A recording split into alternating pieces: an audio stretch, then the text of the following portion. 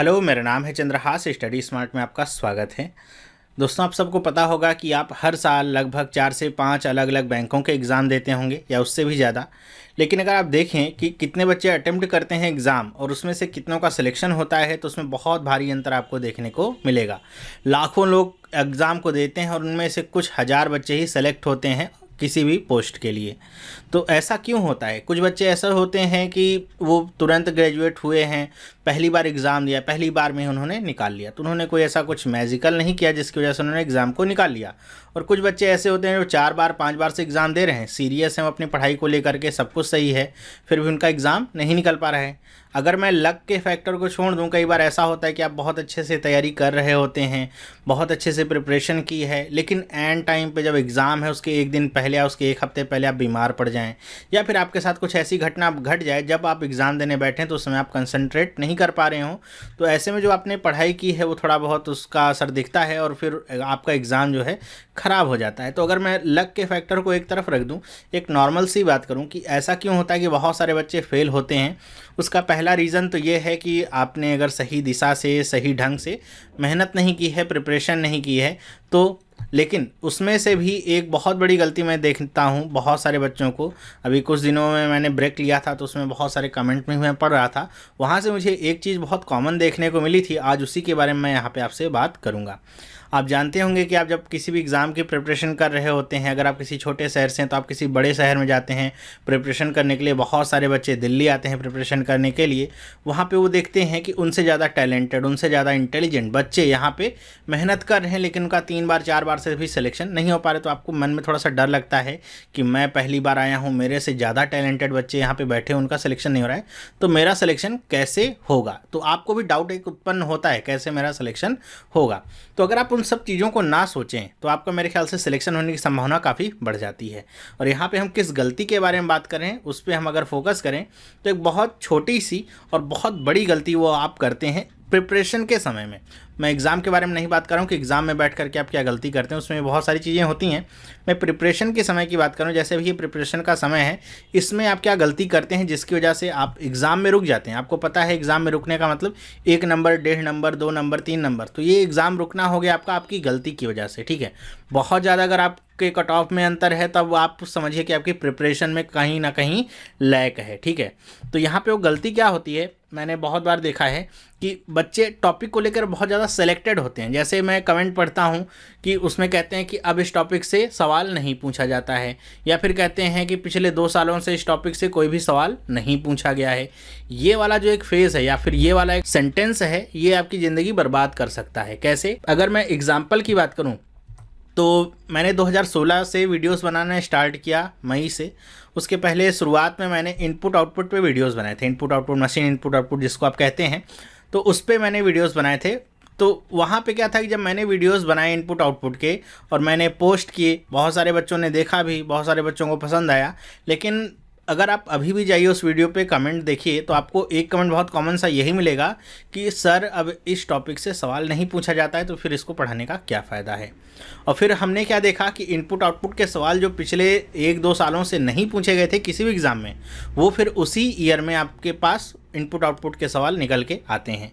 तो इसका मतलब क्या कि अगर आप किसी भी टॉपिक को लेकर के सेलेक्टेड हो जाते हैं, जैसे अभी इनपुट आउटपुट की बात की, ऐसे बहुत सारे टॉपिक्स हैं जिनको लेकर के जो बच्चे होते हैं उनके मन में भय रहता है कि अब ये टॉपिक नहीं आता है, या अब इस टॉपिक से ही ज़्यादा सवाल आता है। ये भी एक रहता है कि अब इस टॉपिक से ही ज़्यादा सवाल आता है, तो इसकी ही तैयारी करें। जैसे अगर मैं बात करूँ, आप सबको याद होगा सिलॉजिज्म के बारे में। सिलॉजिज्म की वीडियोस जो हमने दी थी 2016 में, तो उस समय बहुत सारे उसके वेरिएशन निकल के आ रहे थे। अब ऐसा होगा तो क्या होगा, वैसा होगा तो क्या होगा।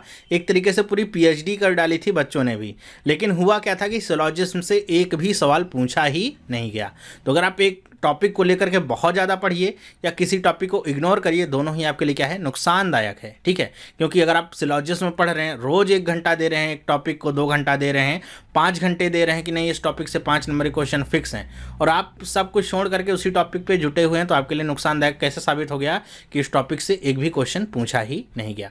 यही एक बात क्या हुई थी, किसके साथ हुई थी, ये आपका हुआ था। जैसे हमने देखा था अल्फ़ाबेटिकल सीरीज आई थी, तो अल्फ़ाबेटिकल सीरीज में क्या था कि अल्फ़ाबेटिकल सीरीज से क्वेश्चंस पूछे ही नहीं जा रहे थे। लेकिन हमने पिछले साल का जो आरआरबी का एग्ज़ाम हुआ था उसके एनालिसिस में बताया था कि अल्फ़ाबेटिकल सीरीज से 3 से 5 नंबर के सवाल पूछे गए थे। तो पिछले बार में नहीं पूछे गए थे तो इसका मतलब ये नहीं कि इस बार पूछे ही नहीं जाएंगे। तो आप कभी भी अपने आप को सेलेक्टिव स्टडी में मत डालिए। आपको क्या करना है कि अपना जो सिलेबस है, जो आपको सिलेबस पता है, उसकी पूरी तैयारी करनी है। अब कुछ लोग कहेंगे फिर हमको ट्रेंड से क्या मतलब होगा, एग्ज़ाम का जो ट्रेंड बदल रहा है उससे हमको क्या फ़ायदा मिलेगा देख करके आप बार बार कहते हैं कि ट्रेंड के हिसाब से तैयारी करिए।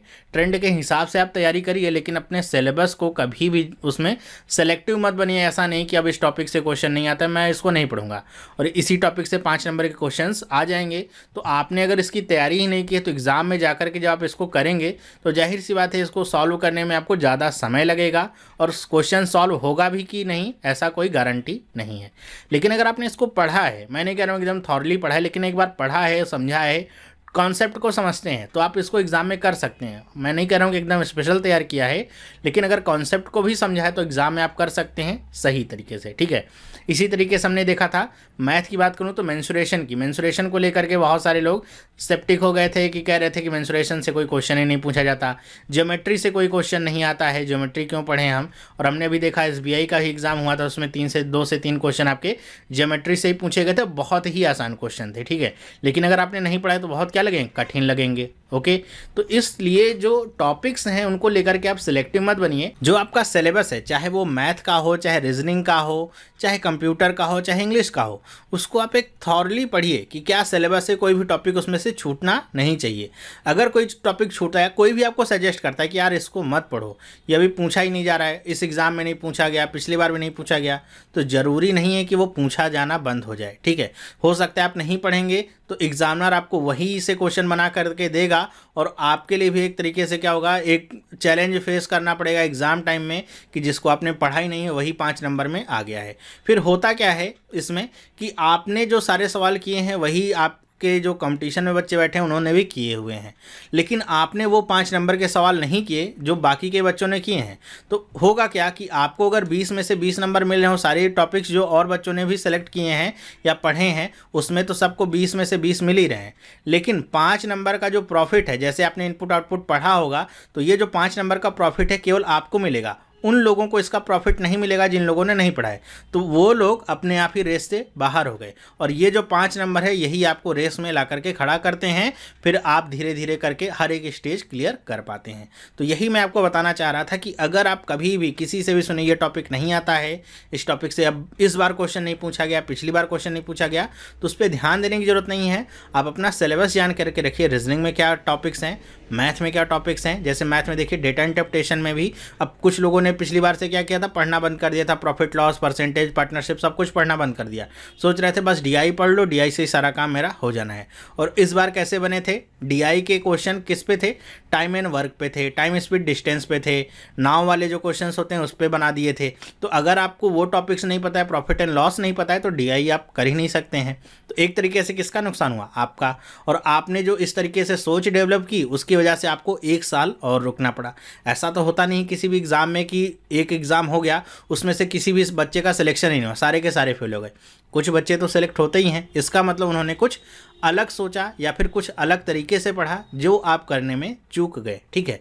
तो इसीलिए मैं आपको एक बार और आगाह करना चाह रहा हूँ। अभी आपके एग्ज़ाम्स होने वाले हैं, RRB के होने वाले हैं, IBPS PO के एग्ज़ाम्स होने वाले हैं। तो इन सारे एग्ज़ाम्स के लिए आप अपनी प्रिपरेशन बना करके तो चल ही रहे हैं, लेकिन कभी किसी टॉपिक को छोड़ करके मत चलिए।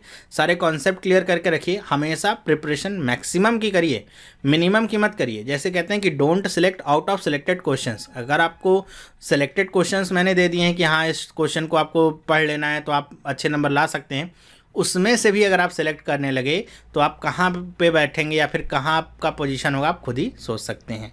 तो कभी भी किसी ने भी कहा हो इस टॉपिक से आता है क्वेश्चन बहुत ज़्यादा तो इसको ज़्यादा पढ़ो, इस टॉपिक से नहीं आता है तो इसको पढ़ो ही नहीं, इस भ्रम में नहीं पढ़ना है। आपको सारे टॉपिक्स को बराबर महत्व देना है, सारे सब्जेक्ट्स को बराबर महत्व देना है, ना तो किसी सब्जेक्ट के साथ अन्याय करना है, ना तो किसी सब्जेक्ट के साथ प्यार करना है। सारे सब्जेक्ट बराबर हैं, सब में आपको क्या है इंडिविजुअल कट ऑफ निकालना है, तभी आपका एग्ज़ाम निकलेगा। ठीक है, तो इस बात को मेरे ख्याल से अब आप ध्यान रखेंगे और किसी भी टॉपिक को लेकर के इस कमेंट के चक्कर में मत पड़िएगा कि ये टॉपिक आता ही नहीं है सर, कि यह टॉपिक बहुत आता है, इस पर ही क्वेश्चन बनाइए, इस पर क्वेश्चन बनाइए नहीं। आप सारी तैयारी करके रखिए, तभी आपका एग्ज़ाम क्लियर हो सकता है। ओके, एक बार फॉलो करके आप देखेंगे तो आपको खुद ही अपने आप में, अपनी प्रिपरेशन में और अपने मार्क्स में सब जगह आपको अंतर देखने को मिलेगा। तो मेरे ख्याल से आपको ये बातें समझ में आई होंगी और पसंद आई होंगी। इस वीडियो में बस इतना ही। अगर आप इस चैनल पर नए हैं, पहली बार इस वीडियो को देख रहे हैं, तो आप इस चैनल को ज्वाइन कर सकते हैं। यहाँ पे मैं आपके सामने इसी तरह की अच्छी अच्छी वीडियोस डालता रहता हूँ, ताकि आपकी प्रिपरेशन और से और अच्छी होती रहे और आपके सिलेक्शन के चांसेस बढ़ सकें। अगर आप एसएससी की तैयारी करें तो आप हमारा एसएससी वाला चैनल ज्वाइन कर सकते हैं। तो हम मिलेंगे नेक्स्ट वीडियो में, तब तक के लिए have a nice day and bye.